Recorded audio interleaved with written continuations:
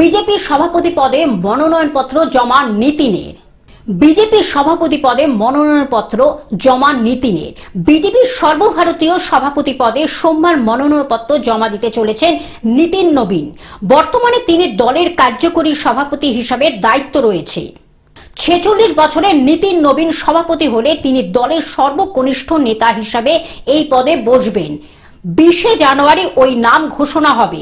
BJP সূত্রে জানানো হয়েছে সোমবার দুপুরে নিজে মনোনয়নপত্র জমা দেবেন।